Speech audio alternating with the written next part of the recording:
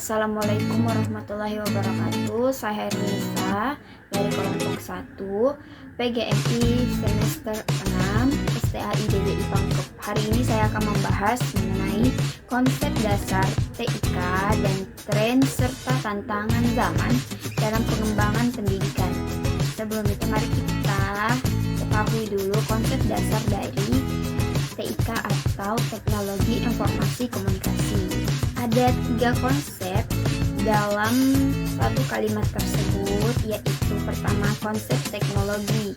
Dalam konsep teknologi ada 3 bentuk yang perlu dipahami, yaitu teknologi sebagai ide, yaitu teknologi yang ada dalam pikiran dalam bentuk ide-ide ketika memikirkan, merasakan, lalu melakukan sesuatu. Kedua, teknologi sebagai proses rancang bangun, yaitu teknologi yang terlihat ketika kita melakukan atau mengerjakan suatu proses yang dipikirkan sebelumnya.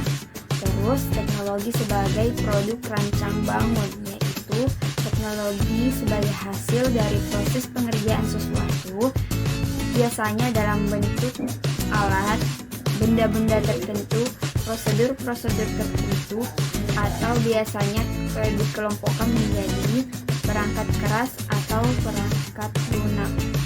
Terus konsep informasi.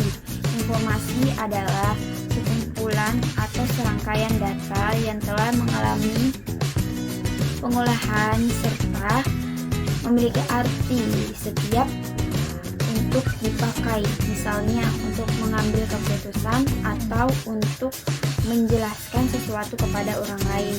Terus konsep komunikasi. Komunikasi adalah proses penyampaian pesan dari sumber pesan ke pesan lainnya yang baik dilakukan oleh satu orang atau antara seseorang dengan orang lain yang menggunakan media ataupun tanpa menggunakan media. Terus tren teknologi yang digunakan pada zaman ini yaitu bisa dikenal dengan nama ICT atau singkatan dari Information and Communication Technology. Dalam ICT terdapat 2 aspek, yaitu teknologi informasi dan komunikasi. Teknologi informasi adalah penggunaan sebagai alat bantu untuk mengelola dan memproses informasi, sedangkan teknologi komunikasi adalah penggunaan alat baru untuk memproses juga mentransfer data dari perangkat satu ke perangkat yang lain.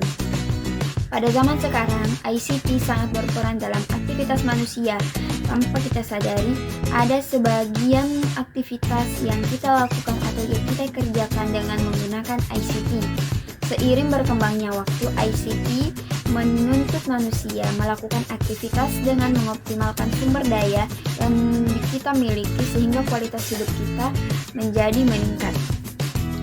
Misalnya saja pada tren yang sekarang yang menerapkan ICT dalam bidang pendidikan. ICT yang diterapkan dalam bidang pendidikan sangatlah banyak dan memberikan kontribusi bagi pengembang teknologi pendidikan atau pembelajaran. Dalam pelaksanaannya, pembelajaran saat ini kita akan sering dijumpai berbagai pengembangan teknologi yang membutuhkan data dan audio serta video. Dalam pembelajaran sehari-hari, internet juga sering kita jumpai. Internet adalah alat komunikasi yang terjangkau di mana memungkinkan kita untuk berinteraksi dengan orang lain tanpa harus bertemu dengan orang tersebut. Dengan kemampuan dari internet memungkinkan terjadinya proses pembelajaran jarak jauh yang disebut dengan e-learning atau dalam bahasa Indonesia yang kita kenal dengan nama daring atau dalam jaringan. Hal ini akan menjadi lebih efektif dan efisien sehingga dapat diperoleh hasil yang lebih baik. Dengan hadirnya e-learning, tiap siswa bisa mengakses materi pembelajaran yang telah disediakan pendidik melalui situs-situs tertentu.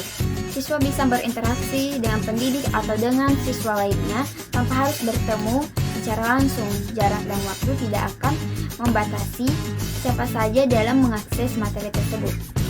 Namun, dalam kemudahan dalam berkomunikasi serta belajar memiliki tantangan tersendiri, yaitu kurangnya pengalaman terhadap siswa, yaitu seperti pada zaman sekarang pandemi, pembelajaran harus dilakukan secara daring. Namun banyak siswa yang belum memiliki alat komunikasi atau TIK yang kita bisa sebut handphone, laptop, dan lain sebagainya. Walaupun mereka juga memiliki laptop, banyak di antara mereka juga tidak mengetahui bagaimana cara menjalankan aplikasi pembelajaran, sehingga banyak yang menggunakan seperti aplikasi media sosial seperti WhatsApp, Instagram, dan Facebook untuk melakukan pembelajaran.